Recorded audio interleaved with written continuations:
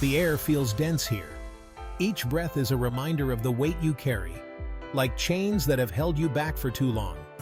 It's not just the room, stark and unrelenting, that makes it feel this way. It's the reality. The truth is, this is where you've landed. The end of one road, but the beginning of another. I've been there, and I know how dark it can feel. But here's what I've learned. This doesn't have to be the end. There is hope, even if you can't see it yet. There is a way forward, even if it feels impossible right now. Your first day feels like a challenge you're ready to face. The craving gnaws at you relentlessly, like a beast clawing its way out from inside. It doesn't whisper, it screams.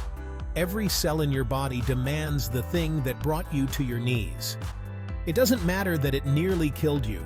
It's the only thing that feels familiar. Even as you sit in this room, surrounded by people who claim they've been where you are, you feel completely, terrifyingly alone. Fear grips you like a vice. What happens now? What does life even look like without the high? You try to picture it, but your mind is a fog of memories you can't trust, and a future you can't even imagine. All you know is the sharp, painful clarity of this moment. No numbing, no escaping. It's raw. Shame is its own kind of torture. You wonder how you got here, replaying every decision, every lie, every time you swore you'd stop, but didn't. And the people you hurt? Their faces haunt you. You try to bury the thought, but it refuses to be silenced. You've burned bridges, shattered trust, and hurt the people who loved you most. Yet here you are, still alive when part of you feels like you shouldn't be. But then, there's something else. A flicker.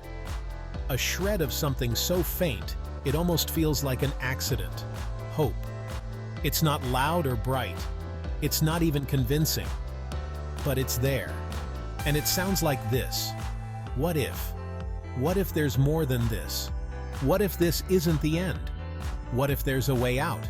Not just of the cravings and misery, but the shame, the guilt, and the brokenness. The thought is terrifying. Change is terrifying. But something in you begins to surrender, not in the way you surrendered to the addiction, but to the possibility of redemption. You don't know what that looks like yet. You're not even sure you deserve it. But someone here tells you that you don't have to figure it all out today. You only have to get through day zero. Day zero is where everything starts. It's not the promise of an easy life. It's the promise of a second chance, of reclaiming the person you lost somewhere along the way, of reinventing yourself, not as the addict or the failure, but as someone worth saving. Together, we recover. This isn't a journey meant to be traveled alone. It's about connection, support, and trust. Words that may feel foreign now, but will become your foundation. At Breaking Chaos, Building Clarity, we walk this path together. But day zero is only the beginning.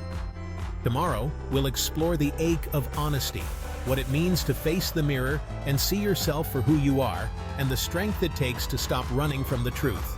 Because recovery isn't just about surviving day zero. It's about learning how to fight for yourself, one day at a time. Don't stop now. You've started something worth finishing. Come back tomorrow. Together, we'll take the next step. Visit www.breakingchaosbuildingclarity.com to connect with Dr. Rick and access tools that turn every step of your recovery into a foundation for growth. This journey isn't easy, but you don't have to face it alone. Together, we recover.